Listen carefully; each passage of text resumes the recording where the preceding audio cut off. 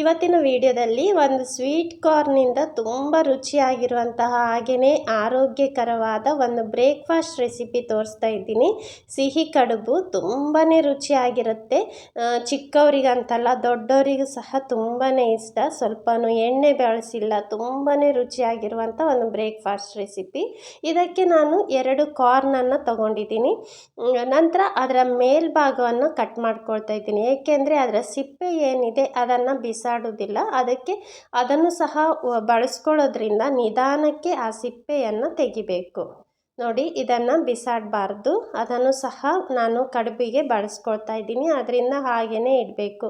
ಇದನ್ನು ಸಹ ಎಕ್ಸ್ಟ್ರಾ ಇರುವಂತಹ ದಾರ ಥರ ಇರ್ತದೆ ನೋಡಿ, ಅದನ್ನೆಲ್ಲ ತೆಗಿಬೇಕು. ನಂತರ ನೀರಲ್ಲಿ ಚೆನ್ನಾಗಿ ತೊಳ್ಕೊಬೇಕು.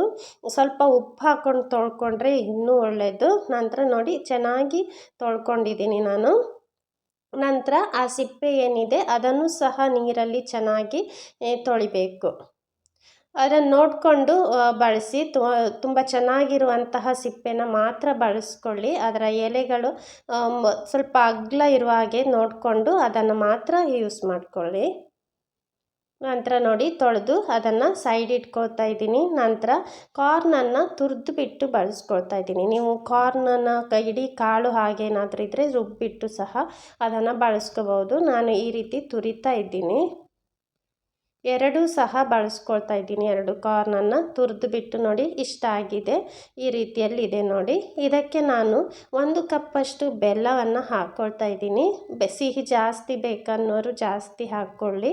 ನಂತರ ನಾನು ಚಿಟಿಕೆಯಷ್ಟು ಉಪ್ಪು ಹಾಕ್ಕೊಳ್ತಾ ಇದ್ದೀನಿ. ನಂತರ ಚೆನ್ನಾಗಿ ಒಮ್ಮೆ ಮಿಕ್ಸ್ ಮಾಡ್ಕೊಳ್ತಾ ಇದ್ದೀನಿ. ಈ ರೀತಿ ಮಿಶ್ರಣ ಮಾಡಿಕೊಂಡು ಅದಕ್ಕೆ 1 ಕಪ್ಪಷ್ಟು ಅಕ್ಕಿ ಹಿಟ್ಟನ್ನು ಹಾಕ್ಕೊಳ್ತಾ ಇದ್ದೀನಿ. ಅಕ್ಕಿ ಹಿಟ್ಟು ಬದಲು ಬಾಂಬೆ ರವೆ ಬರುತ್ತೆ ನೋಡಿ, ರವೆ, ಅದನ್ನು ಸಹ ಯೂಸ್ ಮಾಡ್ಕೋಬೋದು. ತುಂಬಾ ಚೆನ್ನಾಗಿರುತ್ತೆ.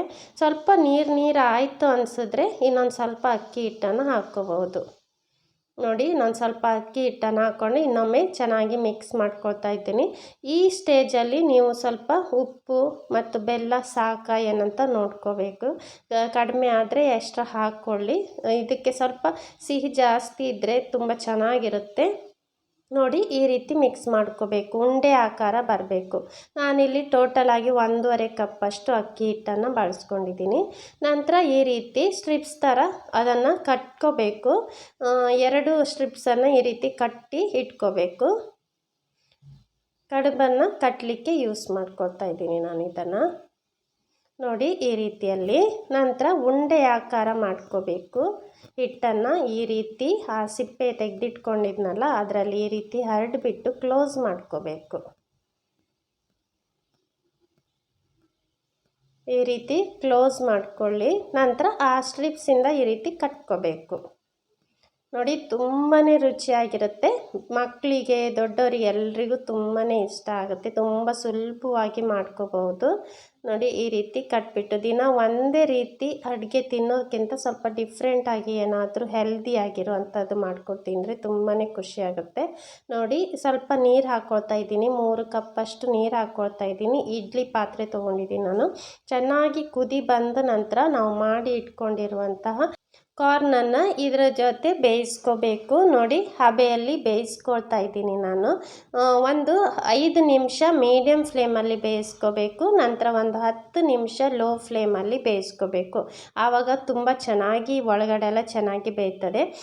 ಸ್ವಲ್ಪ ಆ ಸಿಪ್ಪೆ ಕಲರ್ ಏನಿದೆ ಅದು ಸಹ ಚೇಂಜ್ ಆಗುತ್ತೆ. ಆವಾಗ ಗೊತ್ತಾಗುತ್ತೆ ಚೆನ್ನಾಗಿ ಬೆಂದಿದೆ ಅಂತ. ನೋಡಿ, ತುಂಬ ರುಚಿಯಾಗಿರುವಂಥ ಆರೋಗ್ಯಕರವಾಗಿರುವಂಥ ಒಂದು ಇನ್ಸ್ಟೆಂಟ್ ಬ್ರೇಕ್ಫಾಸ್ಟ್ ರೆಸಿಪಿ ರೆಡಿ ಆಯಿತು. ಇನ್ಸ್ಟೆಂಟ್ ಅಂದ್ಕೂಡಲೇ ಎಲ್ಲರೂ ಸೋಡಾ ಹಾಕ್ತಾರೆ, ಏನೋ ಹಾಕ್ತಾರೆ ಅಂದ್ಕೊಳ್ತಾರೆ. ಇದಕ್ಕೇನು ಹಾಕಿಲ್ಲ. ತುಂಬಾ ರುಚಿಯಾಗಿರುತ್ತೆ. ತುಪ್ಪದ ಜೊತೆ ಸರ್ವ್ ಮಾಡಿ. ತುಂಬಾ ರುಚಿಯಾಗಿರುವಂಥ ಸ್ವೀಟ್ ಕಾರ್ನ್ ಕಡುಬು ರೆಡಿ ಆಯಿತು. ಒಮ್ಮೆ ಟ್ರೈ ಮಾಡಿ ನೋಡಿ. ನನ್ನ ಈ ರೆಸಿಪಿ ನಿಮ್ಗೆ ಇಷ್ಟ ಆದರೆ ಪ್ಲೀಸ್ ಲೈಕ್ ಮಾಡಿ, ಶೇರ್ ಮಾಡಿ. ನನ್ನ ಯೂಟ್ಯೂಬ್ ಚಾನಲ್ನ ಸಬ್ಸ್ಕ್ರೈಬ್ ಮಾಡಿ. ನನ್ನ ಫೇಸ್ಬುಕ್ ಪೇಜನ್ನು ಫಾಲೋ ಮಾಡಿ. Thank you so much for watching.